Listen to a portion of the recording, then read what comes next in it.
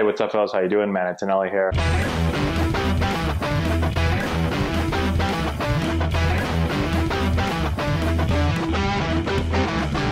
Hey, what's going on, guys? How we doing? Man, Antonelli here. Today, I'm answering your questions. I got this question yesterday in the comment section of YouTube, and it was asking what supplements I used at the major league level, what were provided to us. And so today we're going to talk about that, but instead of just talking about the major leagues, I'm going to kind of talk about, we'll talk college, minor leagues, and major leagues. So you can see if I use different supplements, were different supplements provided to us, and all that. If you're new to the channel, I played college baseball at Wake Forest and then was drafted by the Padres. Ended up playing for 5 different teams in the minor leagues, or 5 different organizations, and then I played in the major leagues with the San Diego Padres. Okay, so since the question was major leagues, let's start up there, I guess, and then we'll work our way back. So in the major leagues, when my years in the major league was 2008 was when I made my debut. I was on the roster in 2010 also, but was injured for basically the entire year. So what was provided to us? So typically, at least in San Diego, in the weight room, whether you're in spring training or you're in San Diego at Petco, there's going to be supplements that are in the training room, or excuse me, in the strength and conditioning room, so the weight room. And so usually there's just, for us, it was just a table that was, there was just a table there in the weight room, and it had protein shakes in a little fridge. Next to it, they had creatine. Creatine is basically the stuff that we had was just in a powder form. You just kind of put it into a water bottle or an energy drink. And, I'm not a scientist on this, but creatine, I believe, allows your muscles to hold more water. And what it really did for me using it, creatine was really weird for me. It made me really, really strong. So I would notice very quickly when I took creatine that I could lift way more weight. I got much heavier. Your body holds more water, so you naturally kind of become, your muscles get larger and you hold more water, so you become heavier. But because you can lift so much heavier weight and just didn't feel to get as tired when you're lifting. So typically, if I was not using creatine, let's say I could do 8 reps at a certain weight. Well, after having creatine for a little bit, I always felt like instead of doing 8 reps at that weight, I felt like I could do like 12 reps at that rate, 10 to 12 reps at that rate, right? And so you're able to lift more, lift heavier, you're gonna get bigger and stronger faster, okay? So creatine was always available, and I actually use creatine usually in the off season. I didn't really use it in season very much at all, but I did use it the off season and spring training, and then when the season would start, I don't remember really using it much at all during the actual regular season, okay? So creatine was one. There were also, I can't remember exactly what was in it, but there was a post-recovery drink that was in there. I think it had like L-glutamine or something, and something else in there. But basically it was a you take it after your workouts, and it would help you recover. It's supposed to help your muscles with soreness and just recover a little bit faster. And I think I might have dabbled with that during the season because, your body gets sore, you get beat up. I did not take that a lot. I don't remember ever taking that in the minors much or at all in college, but I do remember in the major leagues having it there. So let's see. So creatine, post-workout, protein shakes. And for protein shakes, I kind of went quickly through that. When I was with the Padres, we had Gatorade shakes and Gatorade bars. So the Gatorade shakes were unbelievable. They used to be chocolate, strawberry, and vanilla. I used to take the chocolate. You were allowed 1 a day. I'm not going to lie, I used to sneak more than 1 a day. I would usually come in and grab one early in the day, and then I would grab one at night. I remember our strength guy would sometimes be like, "Didn't you already grab a protein shake?" I'm like, "No, I didn't grab anything. What are you talking about?" And I would grab 2. I drank them, 1, to keep my weight up because I used to lose a lot of weight during the season, but 2, it was like a shake. It was unbelievable how good they were. So Gatorade shakes, and then there was also Gatorade, these little Gatorade protein bars.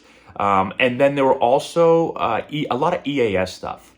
So the one thing when I was in the major leagues is that all of these supplements had to be, what was it called now? It was so long ago, guys.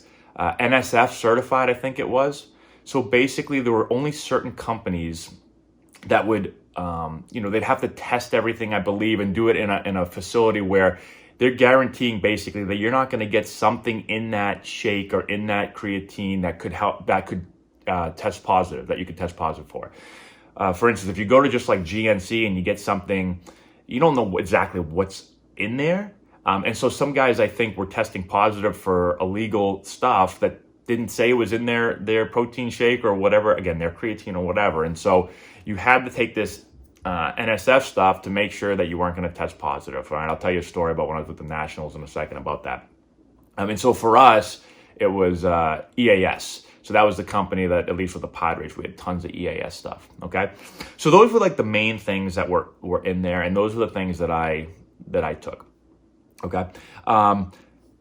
Now let's go to the minor leagues. In the minor leagues, it was pretty similar, I'd say. Again, we had the NSF stuff. Everything had to be NSF certified. And so Padres, very similar. When I was with the Nationals, I believe the Nationals were that as well. But here's the thing with the Nationals. So I showed up my 1 year at the Nationals. I had a rough time with the Nationals for some reason.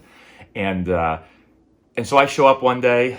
If you've heard this story before, I'm sorry. I did say it once before. I show up one day to spring training, and I get told I want to be seen in the office where I think his title was farm director, basically the guy that ran the minor leagues. And so I went in there, and they said, you want to explain why we found this in your suitcase in your hotel room? And I'm like, what the hell? First, why were you guys in my hotel room? Second, why were you going through my suitcase? And third, I don't know, this is strange. And so I said, what it was a protein. It was like a tub of protein. And I was like, and it wasn't open either. And I was like, well, I brought it from, which I did. I brought it from home. And when I got there, we went through the NSF certification, whatever talk at the beginning of spring training. And they said, they really harped on it, because this is like when it was first becoming big. And they were really starting to harp on it. And they said, basically, like, if your thing isn't EAS or one of these things, like, don't take it if it's not by this brand. And so I said, okay. So I didn't open it. I just left it in my suitcase. I didn't throw it out. I just left it in my suitcase. It was in my hotel room. And they said, if we find one more thing like this in your room or you're using it, you'll be cut. And I was like, okay. And nice to meet you. Because I just got there. So that was kind of a string of events of things that didn't go well with the Nationals. But the reason they were in a hotel room is because they said that somebody said their sunglasses went missing, and so they checked the hotel rooms to see if anyone stole it. That seems kind of weird to me. But anyways, so I never took that. But I ended up throwing that protein shake out because I did not want to get cut over a thing of protein. So, and I would say for most of the teams that I played with the Yankees, play with the Indians, you're typically going to have the exact same thing. You might have a different brand here or there, but I would say every program or every organization I was with was pretty much creatine, some type of post-recovery thing, and protein shakes or bars. Now, pre-workout stuff became more popular, and you got to remember, I played back in 2006 is when I was drafted. And I played until 2013. And so pre-workout mixes and stuff were becoming popular, but I don't remember any teams providing that for us. And I never really took pre-workout stuff anyway. I know guys took it on their own, but I don't remember them providing that for us. Now in college was the best, because when I was in college, we had a garbage can full. It felt like a garbage can full of protein mixes, and you could go into the weight room at any time and get this. And I must have gone in like 7 times a day. So I used to go in, it was chocolate again, it was so good, tasted basically like chocolate milk.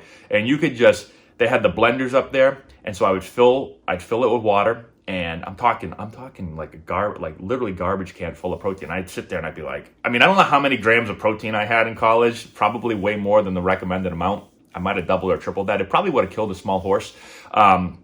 But I would just dump that stuff in there, chug it, go to class. And then if I'm walking past the gym later in the day, I'm like, why not get another protein shake? And I'd come in, fill it up, drink it, and go. So I did that a ton. Now, here's the thing. In college, it wasn't like in pro ball where they were like, you can't take this type of creatine, you can't take this type of protein, you could really take whatever you wanted. So I took the stuff that was given to us there, and that was really the only thing given to us in college.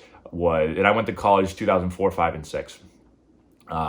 Was really protein. We weren't given creatine, we weren't given post or pre-workout stuff. It was just all protein. But I would go to GNC and get my own stuff. Now, there was this stuff on the market, I don't know if you guys have ever heard of it, called Cell Mass. It was by BSN, I think. It was creatine and maybe glutamine. Anyways, I have no doubt that BSN put steroids in this stuff, because I used to take this creatine. I told you when I would take creatine, like the EAS stuff, I'd go from like 8 reps to like 12.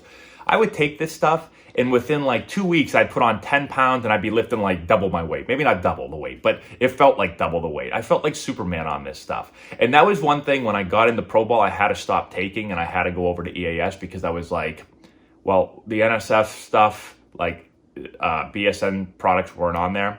And like, I'm pretty sure there's something illegal in there again, because there's no way creatine can make someone this much stronger.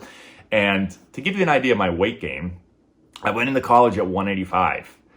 And then my junior year, I played at 215. 216 is what I weighed in. And I don't think I had very much body fat. And I felt like the strongest human of all time. Now, there was a lot of obviously stronger guys, especially on the football team. But I just felt really, that was probably the strongest I'd ever been. And this BSN creatine stuff, I think, had a lot to do with it. And I probably could, if I wanted to go to 225 or maybe even 230, I probably could have if I just, lifted the whole year. What I did, a mistake, I know we're getting a little off track here, but what I made as a mistake is I would lift super hard up to the season. And then when the season started, I would really, really pull back and I would lose a lot of weight. And so what I learned later in my career is that I had to keep lifting. Now, I lifted heavy during the season, just not a lot of reps, because I didn't want to get sore. And what I used to do was a lot of reps in college. I get really sore, and then I couldn't do that during the season. When I got to Baltimore and Pro Bowl, we lifted heavy for less reps. And I could do that, maintain my weight, and not be sore. So that was something I didn't learn until later. So there's a little advice for you. I know everyone's body acts a little different, but anyways, this stuff was unbelievable. Now, the heaviest I ever played at was 223. That was in San Diego. And that was mostly done by creatine, protein, and Chinese food. So I ate a lot of Chinese food. And I was lucky. I'm just lucky that my metabolism, I guess, is fast. I don't put on a lot of fat, even if I eat the crappiest food in America. When I was younger, I lived off like McDonald's, Burger. My wife always says my insides probably look horrible. But I used to eat a lot of that and not put on a lot of body fat. But so there's an idea of the supplements that I use and the supplements that were provided. Now, my last year was 2013. I'm gonna have to get someone on here that can talk about what's provided now and has anything changed, because I would be interested to hear. If you play in the minor leagues or the major leagues, let me know in the comment section below, but I'm gonna do some digging. But that was it for when I was playing. It was creatine, it was post-workout stuff, and it was a lot of protein shakes and bars. All right, that's all we got. Thank you for the question. Subscribe to the channel, hit the notification bell, give it a thumbs up, all that good stuff, and we'll talk to you later.